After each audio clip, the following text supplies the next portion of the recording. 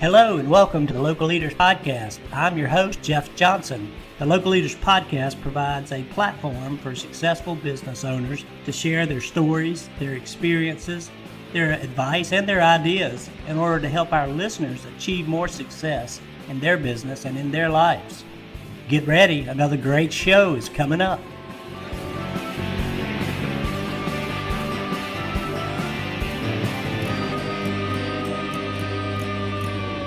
Hey, good morning, everyone. This is Jeff Johnson, your host of the Local Leaders Podcast, and we welcome all of our listeners to a great, exciting show, and we're really thrilled to be able to bring Michael Fluellen in from Kajun Kreol Café.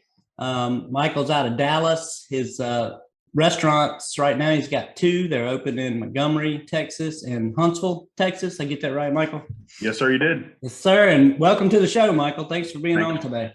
We appreciate you. Thank you, sir.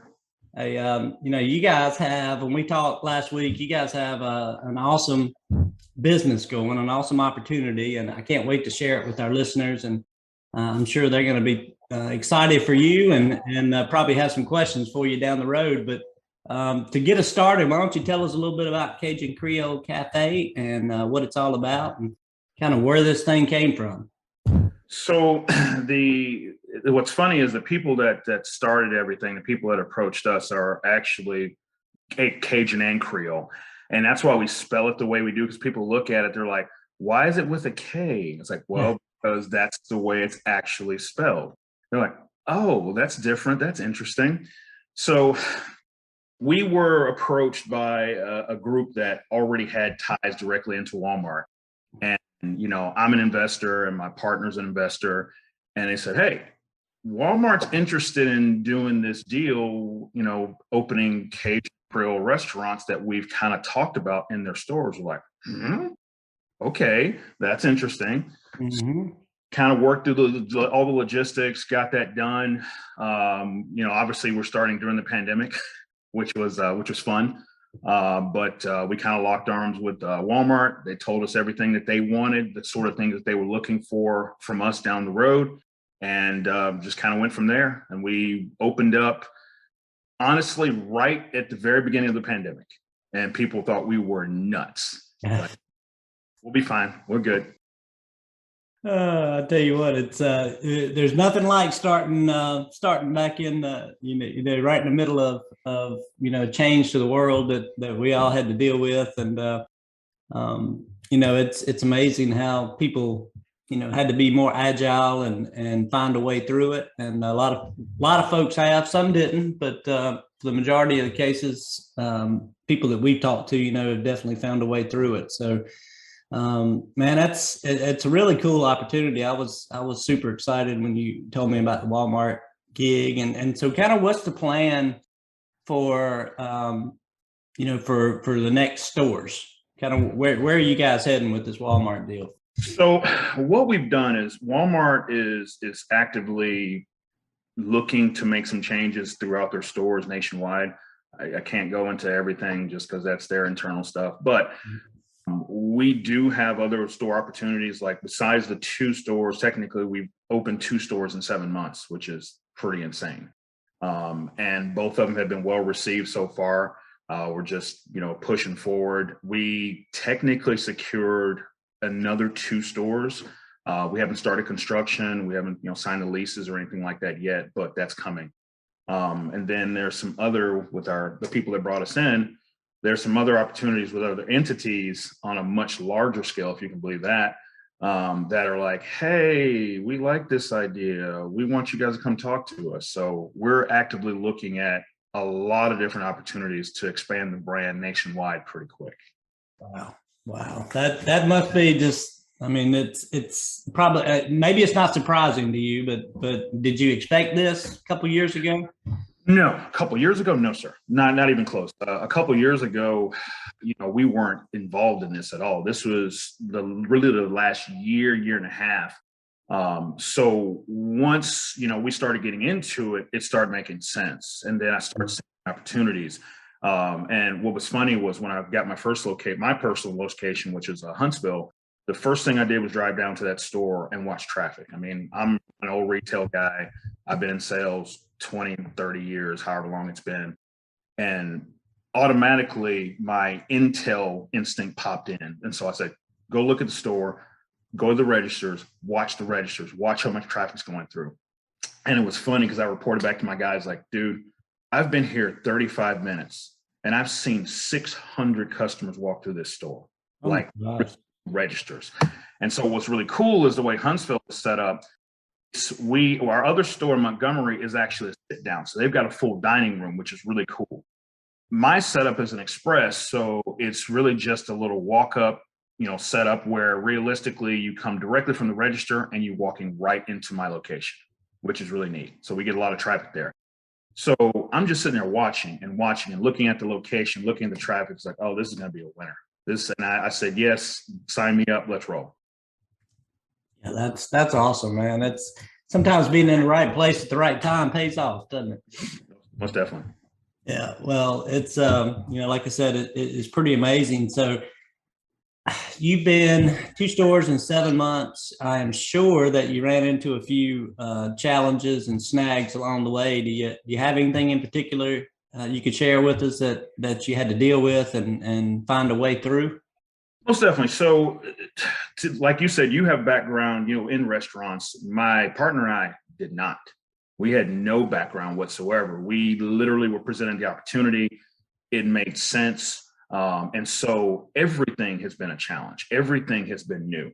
Obviously, we're overcoming it, but it's daily. Daily situations pop up, and it's like, what do? You solve the problem. You have a goal that you have to accomplish. You solve the problem. You fix it. You move on. So I can't say that there's been one category because it's been all categories. But at the same time, we've just taken every single little challenge and said, okay, this is how we resolve this problem. But then we also notate, well, down the road, we're probably going to run into something like this again. We already know how to solve it. It's not, a brainstorm issue. It's like, okay, here's a solution and keep moving. Yeah. Yeah. Now, are you having to, I think I asked you this before, but I'll just ask it for our listeners. Are you having to outfit the restaurant spaces within the Walmarts, or are they, do you have the hoods and the ovens and all the stuff that you need? Correct. So the first 2 stores, we were blessed that they were previous restaurants and we had very minimal changes. Like, I think we added a couple items here and there besides decorations. We had a little bit of equipment we had to add, but compared to what most restaurant owners have to do to start a restaurant, we didn't spend anywhere near as much. Now, some of the newer stores, like one of the other ones that I've targeted that's here in Dallas, it's a full build. So yeah, it's going to be an expense, but it's an area that is very affluent. And realistically, there's a lot of growth in that area, like right down the street. So it'll be worth the expense, but we'll see our return on investment pretty quick. Yeah. How do you, and we didn't talk about this before, but how do you, kind of build out that pro forma ahead of time and kind of figure out how are you estimating your revenues in these new locations? Is it based on traffic in the stores? So that's a big portion of it. The beautiful thing about it is, again, we have that partnership with Wal-Mart where they're sort of helping us along a little bit and saying, hey, these stores are this store is that. So we're really targeting higher traffic stores, that way we automatically have the traffic coming in. So obviously Walmart traffic isn't gonna, you're not gonna survive on that. You have to still go outside, bring business in. But the first 2 stores are actually pretty big stores and there's a lot of people already coming in. So it gives us the capability to make more touches to every customer every single day and, hand out, samples, hand out menus, that sort of thing. So that's working. It's working. We will always jump into a better location first. We honestly, as we're growing, we don't want to go to a lower volume location because it's just a lot more work. We can stick to the higher volume locations. Obviously, we're going to have traffic faster. Yeah. And when you talk about some of these full builds, are these new Walmart stores also that don't have history, or are they just no? they're out of restaurant? They're established. Every location that we're looking at so far, I think even the newest one that we're looking at least has 7 or 8 years, under their belt. The beautiful thing about it is the community is growing around them. So that gives us the capability not only of plugging into that store, but then starting to plug into other businesses. Also doing corporate catering, obviously once things change and people start going back to the offices and stuff like that, that'll kick in even more. We're jumping into some of the higher end neighborhoods and actually starting to do events at the neighborhoods. So we're attacking everything we can possibly attack to bring business in and create awareness, for our stores. Yeah, and although this may not be bringing customers in, but looking at your website, which we will have probably already put up on the video at the beginning of the show, you've got a large array of delivery services already set up for online ordering. So, anyone in these areas can get some Kajun Kreol pretty quick. Yeah, we're set up with DoorDash, we're set up with Easy Cater, we're set up with Grubhub, and those partnerships are working out really, really well. One thing, I'm a big metrics guy. I watch my numbers every single day. I watch all my reports, and half the time I get the report even faster than my general manager does. And I'm like, dude, I can't believe how much we did on DoorDash today. This is insane. And he's like, I haven't even seen the report yet. How did you get it? I was like, I have it. You're like, I'm on it, man. I'm on it. Exactly. Yeah, I can see you. First thing you do in the morning probably is plug in and look at numbers. Well, the crazy thing about it is everything's attached to my phone. So as those reports comes out, I'm dropping in, looking at, comparing to what, I don't care if it's 3:00 in the morning, I'm looking at my reports. And I'm like, okay, this is what we have to do. Here's our wins. High five. Good job, guys. Keep going. If there's customer service issues, contact this customer, take care of them. Because I look at it like this. We're new. We're brand new. If we're not doing everything possible to create the best possible customer service and the best possible image, we're not going to survive. So that's why it's imperative that every single customer, no matter what, gets taken care of. That's awesome.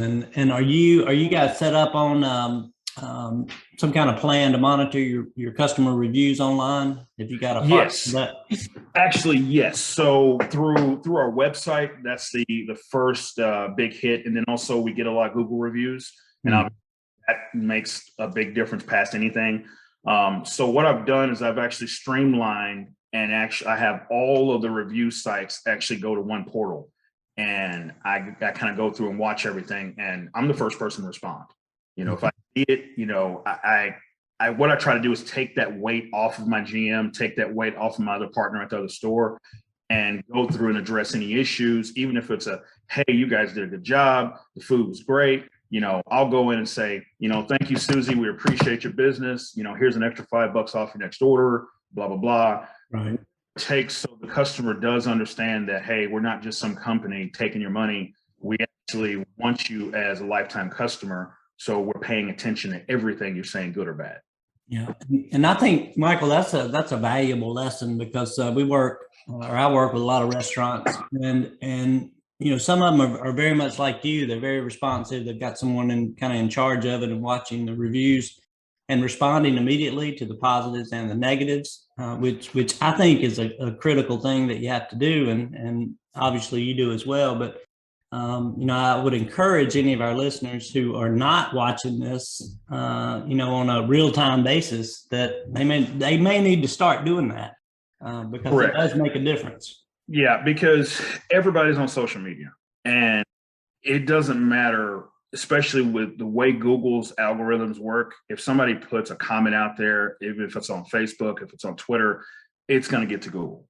It's going to happen. Mm-hmm. So you have to be on top of that sort of thing. Like I said, good or bad, you have to let your customers know that you care. Number one, that they actually mean something to you, because without your customers, you got nothing. You got no business. So I definitely encourage my people. I encourage anyone.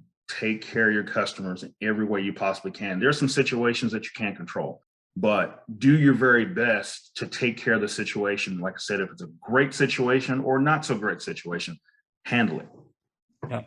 Yeah, great advice, and I think as you said it best, and it's something that everyone ought to be doing and paying close attention to that. If you're not getting reviews at all, there's some solutions, technology solutions out there to help you do that as well. Hit me up, hit Michael up, hit any of us up. We can share that information with you because it's not that complicated, not that complex to get reviews and to manage those on a regular basis.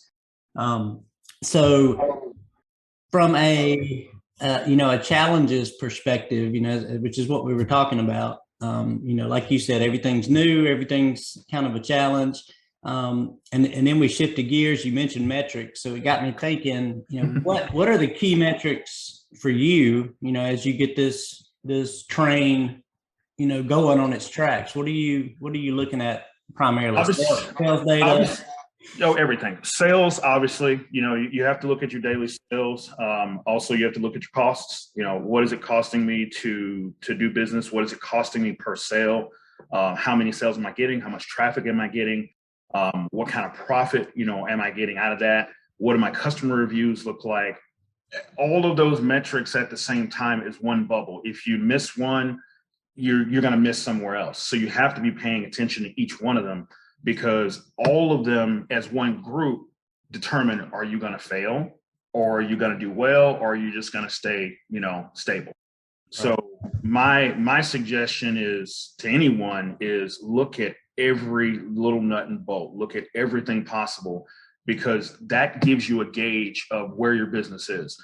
You can't be in your stores or your location all the time. You can't.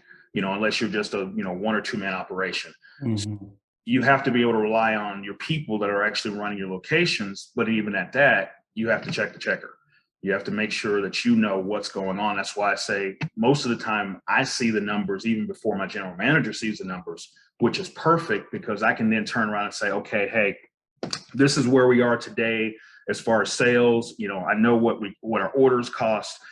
Here's the customer service reviews that we've gotten. So we come up with a plan and actually talk through every single day, all of those things, to make sure that we make the little corrections here and there. So that, number one, a lot of things become second nature, especially as you're growing, a new staff and you're growing new people. They start to get involved in every little aspect of the business, so that, number one, they handle the problems up front, so it never gets to you. Right.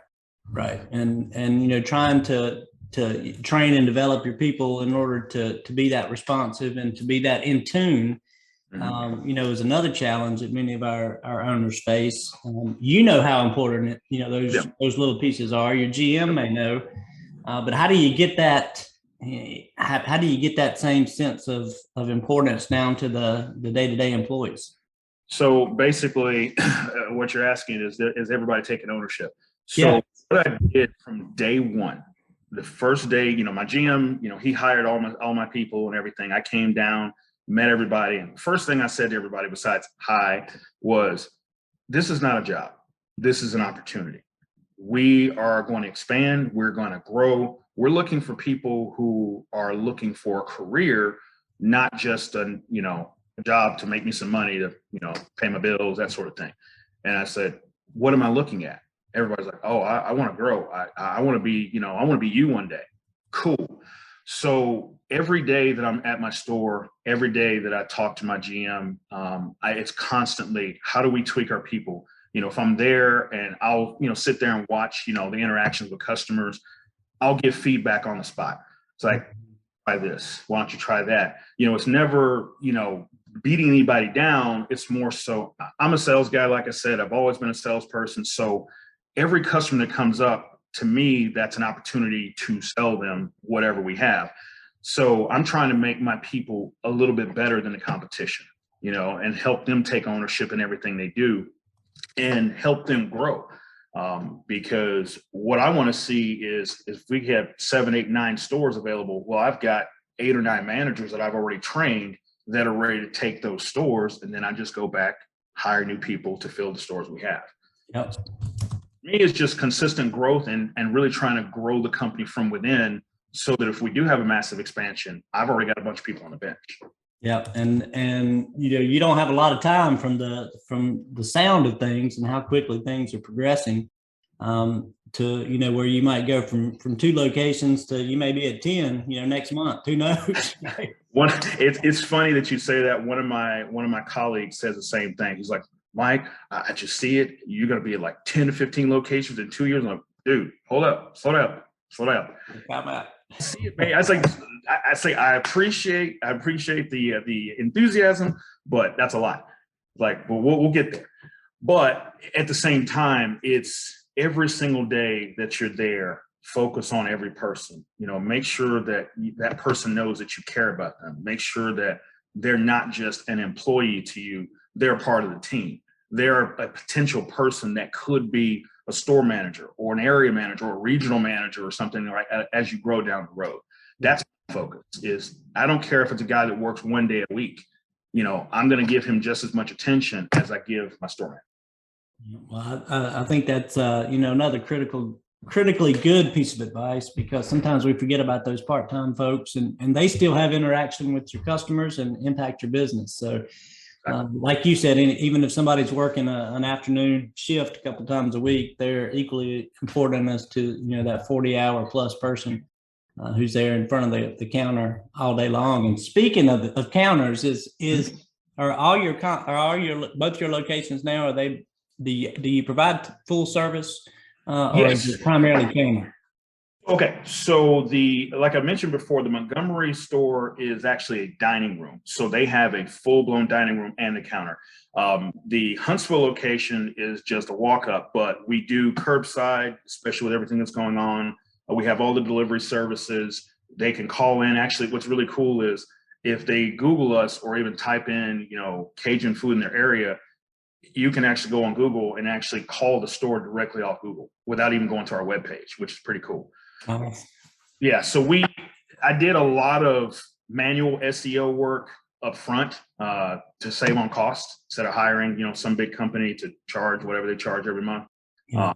I attached us to every possible business registration site that I could manually, because it will explode your presence online. Because if you look at it, I've got 3 to 4 pages. If you type in Kajun Kreol Café, there's 3 to 4 pages on Google, like stacked.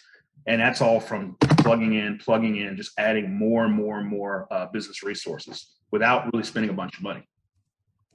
That is, that's something that we've actually never talked about on the show, but business registrations, is a key component. And for those that aren't familiar with that, there are aggregator sites. That's the word I use. All over the internet. There's literally hundreds of them. But as Mike said, you can join yourself in these groups, just by getting registered with each and every one, and they will continuously. Well, there's services that will continuously update.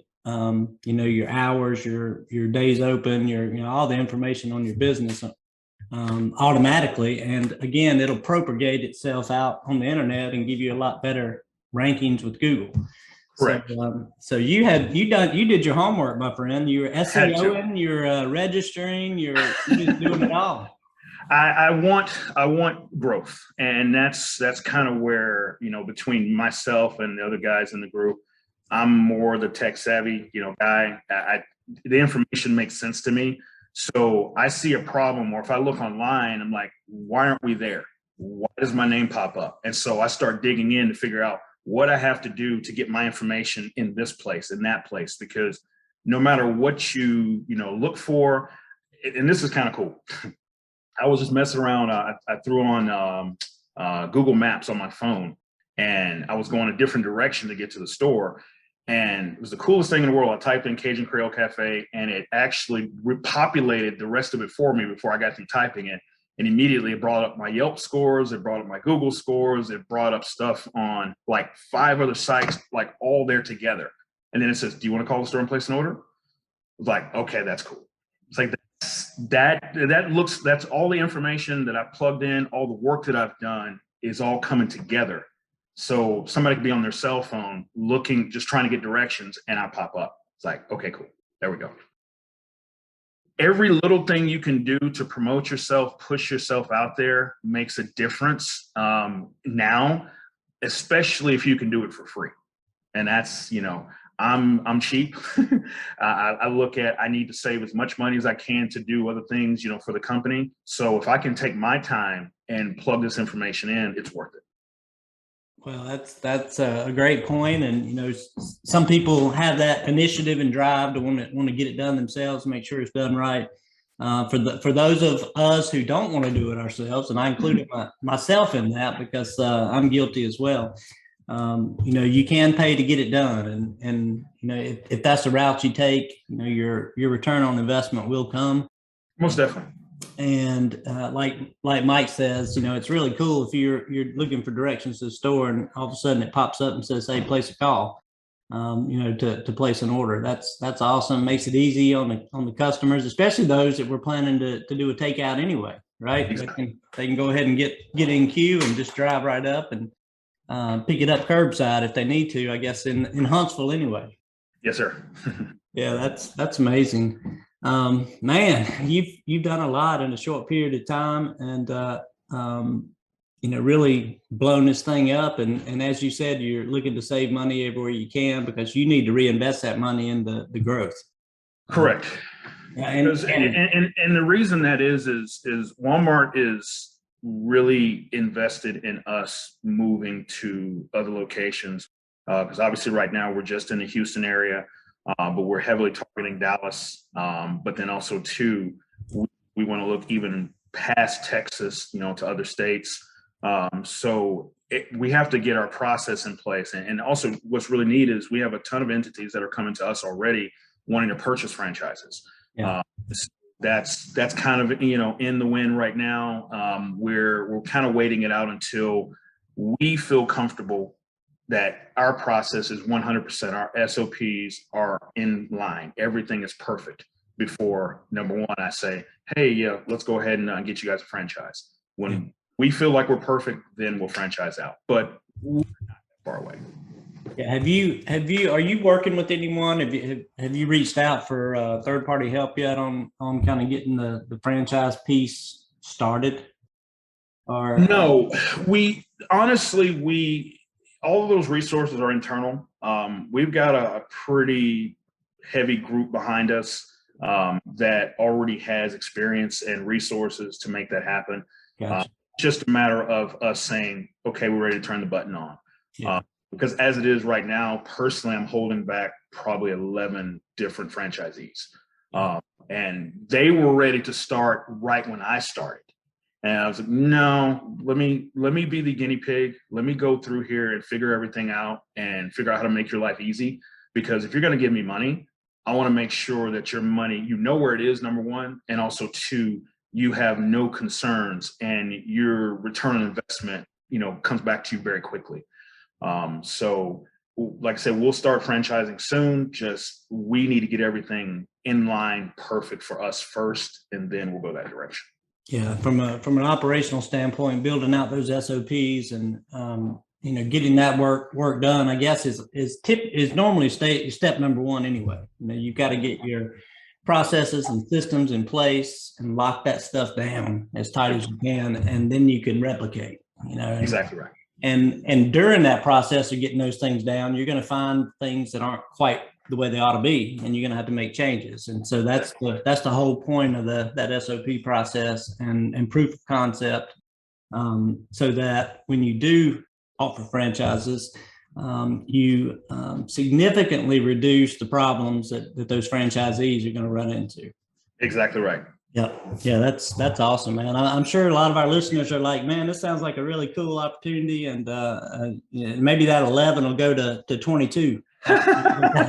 It really is, because it's funny because in 7 months, the reception that we've gotten in the two areas that we're in, especially the immediate communities around us, has been insane. And so, we definitely shout all our customers because obviously without them, we couldn't survive. But what's, I think, a testament to us is we have people driving all the way from Dallas to go to our stores, which is a 3.5-hour drive. And because both myself and my partner both live here in Dallas, but then we commute to our stores. And so all of our friends and colleagues and everybody else that we know are like, "You know what, I'm going, You don't have one in Dallas yet, but we're going to drive down to Houston to eat. And the feedback is it was worth the drive. And that's awesome. That means more than anything, for somebody to say, dude, I spent 3 hours driving to eat your food and your food was worth the drive. It's like, okay, we're doing something right. Yeah, that's awesome. Really congratulations on kind of what you've done already and where you're heading. There's a lot of work to do, as you well know, and you've got the energy and enthusiasm and the drive to get it done. That's obvious. I love the fact that you're a metrics man and you love to or you dig into that data and then go out there and find a way to make it happen and to really blow yourself up. Which is essentially what you're doing. We're trying to blow it out and get you recognized all over the place and expand the opportunities. So I'm really looking forward to seeing that come to fruition as we go forward. Let me ask you this about, kind of sort of back to metrics because we're talking about cost issues. You came into this business right when prices, were beginning to elevate on food. And today it's, obviously well elevated from where it was in the past. Correct. And you got some food shortage issues out there and staffing as well.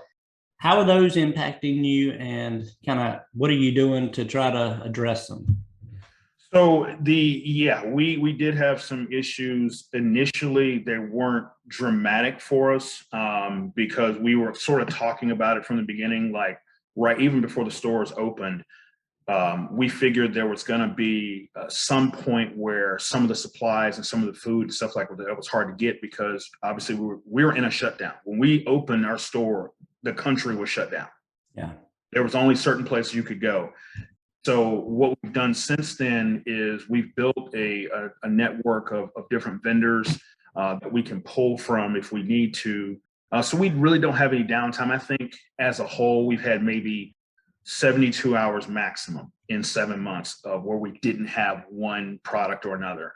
But we've consistently adjusted and found other ways to get the product that we need and the quality, number one, because we won't sacrifice quality.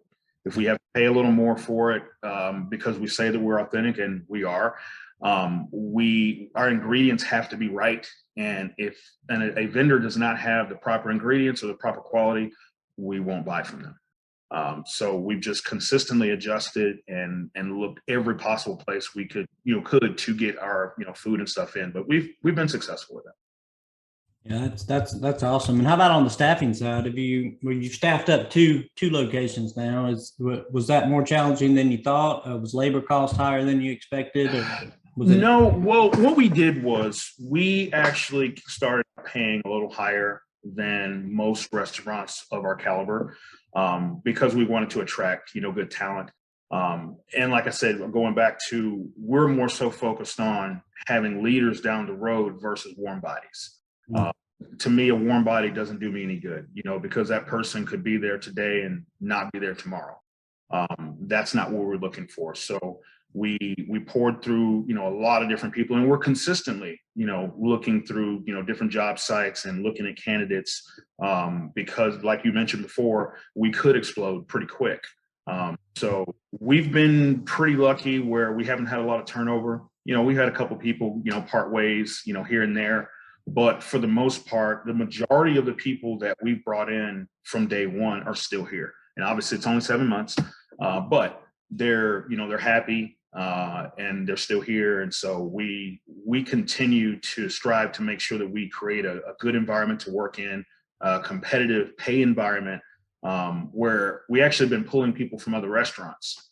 And they're like, oh, well, I make more money here and I actually work less hours than I was at my other job. I want to work for you. And so that's a big incentive for them. And we're just going to continue that in the future.